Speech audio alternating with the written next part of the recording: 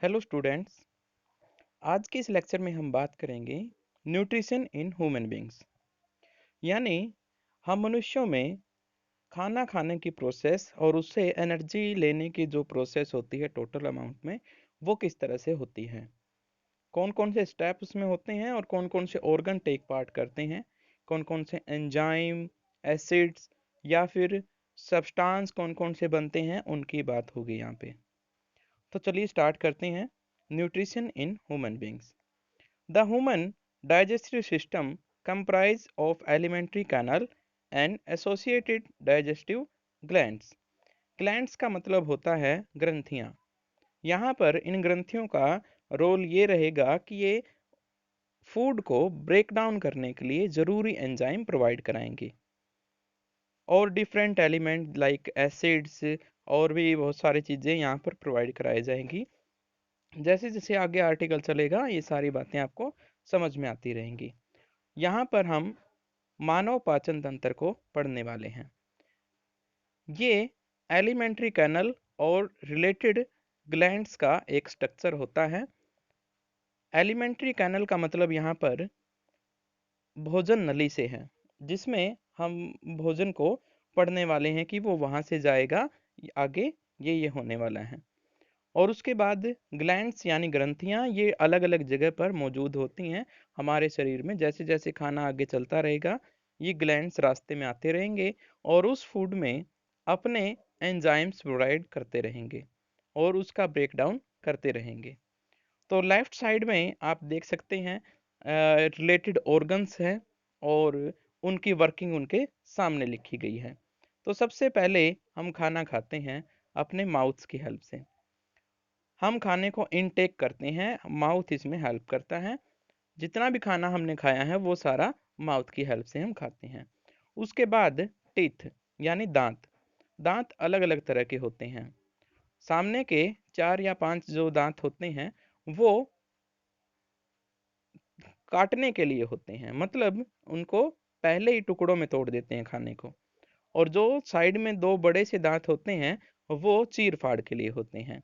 मतलब अगर कोई हम कई तरीके से खाते हैं खाने को। कुछ ऐसे होते हैं जिनमें हम उसको ऐसे बिल्कुल फ्लैट काट के खाते हैं और कुछ ऐसे होते हैं जिनको बेतरतीब से तरीके से खाया जाता है। तो दांतों का काम अलग अलग होता है। ये चूइंग के लिए यानी चबाने के लिए यहाँ पर इस्तेमाल होते हैं या ग्राइंडिंग के लिए इस्तेमाल होते हैं। जो पीछे के दांत होते हैं वो ग्राइंडिंग के लिए होते हैं, सामने के जो दांत होते हैं चेविंग के लिए होते हैं। ये खाने को छोटे पार्ट्स में तोड़ देते हैं। उसके बाद टंग यानी जीभ। जीभ का क्या काम रहेगा यहाँ पे? ये खाने को रोल करती है। रोल करने का क्या मकसद है यहाँ पे? ये इसको रोल करेगी तो इसमें एक तरह की जो है एंजाइम मिक्स हो जाएगा जिसे अमाइलेज कहा जाता है, जो हमारी सलाइवा में प्रेजेंट होता है, जो लार होती है हमारी उसमें प्रेजेंट होता है। मतलब जीभ के आसपास का जो एरिया होता है उसमें बहुत सारे छोटी छोटी ग्रंथियां होती है, जिनमें से एक एंजाइम रिसीव होता है जिसे अमाइलेज कहा जाता है। वो उस खाने को तोड़ने का काम करता है, स्टार्च से बदल देता है शुगर में। और यहाँ पर जीभ उसे रोल करती रहती है ताकि ये सलाइवा अच्छे से उसमें मिक्स हो जाए। मीन्स अमाइलेज उसमें से अच्छे से मिक्स हो जाए। तो ये खाने को टेस्ट करने का भी काम करती है कि खाना हमारे लायक है या नहीं, कड़वा तो नहीं है, खराब तो नहीं है। ये चीज़ भी हमारी जीभ टेस्ट करती है इसको। और उसके बाद जब ये अच्छे से मिक्स हो जाता है तो जीभ का ही काम होता है इसको आगे की तरफ भेजना, यानी जो भोजन नली होती है उसमें खाने को भेजना। तो यहाँ पर हमने सलाइवरी ग्लैंड्स पढ़ा। इसका काम क्या होता है? स्टार्च को अमाइलेज की हेल्प से शुगर में कन्वर्ट कर देना। स्टार्च का जो यूजफुल फॉर्म होती है शुगर, वो हमारे शरीर में एंटर कर चुकी है अभी। अब भोजन नली को आगे अगर हम पार्ट्स में डिवाइड करते हैं तो एक पोर्शन आता है जिसे ओसेफेगस कहा जाता है। ये एक पाइप से स्ट्रक्चर होता है जिसमें खाने से बने होते हैं। इन खानों का क्या काम होता है? ये सिंपल पाइप नहीं होती, ये एक पैटर्न पाइप होती है। ये जो पैटर्न बने होते हैं इसमें, ये पैरास्टालिक मूवमेंट के काम आते हैं, यानी कॉन्ट्रैक्शन एंड एक्सपेंशन। ये मसल्स इसमें जो होती है वो कॉन्ट्रैक्ट होती है, एक्सपेंड होती है, और खाना हमारे शरीर के अंदर जाने लगता है। वो आगे स्टोमच तक पहुंचता है। स्टमक में पहुंचने के बाद यहाँ पर कुछ गैसेज, गैस्ट्रिक जूस इसमें ऐड होते हैं।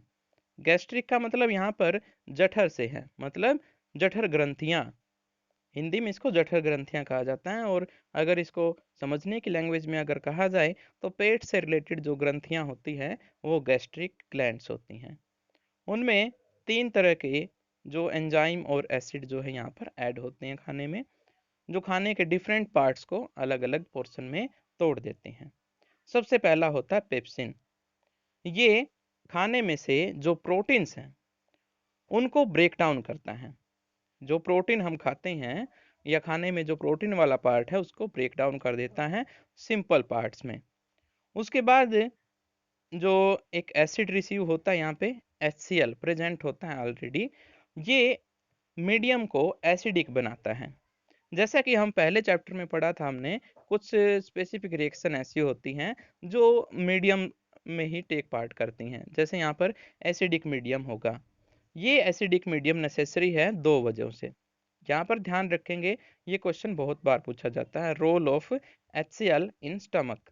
पहला रोल तो ये होता है कि अगर खाने में कोई बैक्टीरिया वगैरह प्रेजेंट है, वायरसेस वगैरह प्रेजेंट है, तो इस HCl के कांटेक्ट में आते ही वो खत्म हो जाते हैं। सेकंड इसका वर्क ये है कि पेप्सिन एक ऐसा एंजाइम है जो एसिडिक मीडियम में काम करता है, यानी जो ब्रेक डाउन करेगा प्रोटीन का, ये एसिडिक मीडियम में ही कर सकता है। तो इसके लिए एसिडिक मीडियम तैयार करना किसका काम होता है? HCl का काम होता है। उसके बाद मुकुस। मुकुस क्या काम, यहाँ पे क्या काम करता है? ये इस HCl से स्टमक की आउटर लेयर को बचाता है। जो इनर लेयर होती है उससे HCl का कांटेक्ट नहीं होने देता। अदरवाइज क्या होगा? HCl की वजह से वो बर्नआउट होना शुरू हो जाएगी। यही वजह है कई बार HCl हमारे शरीर में ज़्यादा बन जाता है, जिसकी वजह से हमें गैस की प्रॉब्लम होने लगती है, खट्टी डकारें आना शुरू हो जाती है, क्योंकि वो HCl ज़्यादा अमाउंट में रिलीज होता है और मुकुस वहाँ पे हेल्प नहीं कर पाता। इनर लाइनिंग जो होती है स्टोमक की, उसमें हेल्प नहीं कर पाता, उसको नहीं बचा पाता। उससे क्या होगा? HCl की वजह से वो जो स्टमक है उसकी इनर प्रोटेक्शन लेयर जो होती है वो खत्म हो जाती है और जलना शुरू कर देता है। फिर वो, उससे बचने के लिए फिर हमें एंटासिड लेने पड़ते हैं। उसके आगे वर्किंग क्या होती है? ये जो फूड है इसमें 3 तरह के एंजाइम ऐड हो चुके हैं, वो अब स्मॉल इंटेस्टाइन में जाएंगे, यानी छोटी आंत में। जो खाने का एक्चुअल जो वर्किंग होती है खाने का, बहुत अच्छे से डिटेल में डाइजेशन होता है जो, और उसमें से ज़रूरी एलिमेंट्स का जो रिलीज होना या निकालना, वो स्मॉल इंटेस्टाइन में होता है। यहाँ पर कार्बोहाइड्रेट्स ग्लूकोज में टूट जाता है, जो फैट होती है खाने में वो फैटी एसिड और ग्लिसरॉल में टूट जाते हैं, और जो प्रोटीन होते हैं वो अमीनो एसिड्स में टूट जाते हैं। कई बार यही क्वेश्चन पूछ लिए जाते हैं, स्मॉल इंटेस्टाइन में कार्बोहाइड्रेट्स किस में कन्वर्ट होता है, तो आपने आंसर देना है ग्लूकोज में। फैट्स किस में कन्वर्ट होता है? फैटी एसिड या ग्लिसरॉल में। प्रोटीन किस में कन्वर्ट होता है? अमीनो एसिड्स में। और उसके बाद क्या होता है, ये चेंज तो कर दिए इसने, इसमें हो चुके हैं, अब इनका क्या यूज होगा? तो स्मॉल इंटेस्टाइन की इनर जो लेयर होती है उसमें फिंगर लाइक स्ट्रक्चर होते हैं, जिन्हें विली कहा जाता है, और वो उस खाने में से इंपॉर्टेंट चीजें एब्जॉर्ब करने में हेल्प करते हैं।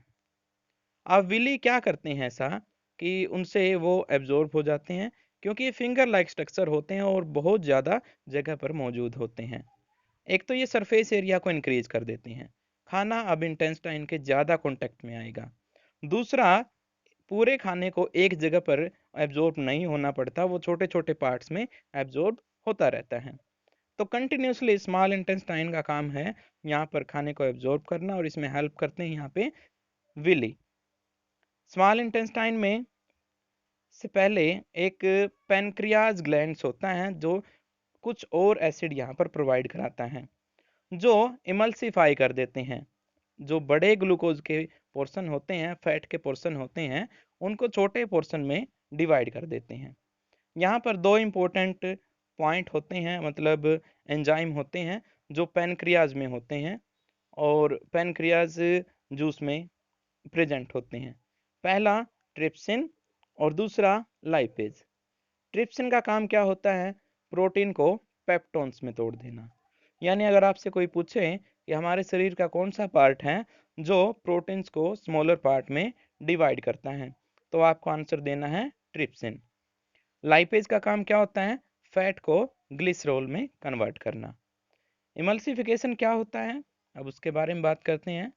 The process of breakdown of large fat globules into smaller fat globules by bile juice.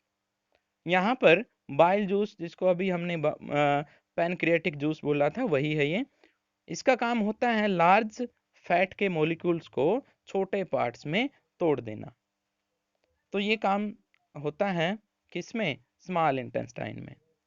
तो लगभग जितना भी खाना है वो हमारे इंटेस्टाइन में, स्मॉल इंटेस्टाइन में हो चुका है और उसका ब्रेकडाउन हो चुका है, और जो यूजेबल पार्ट्स हैं वो भी ले चुके हैं वहाँ से।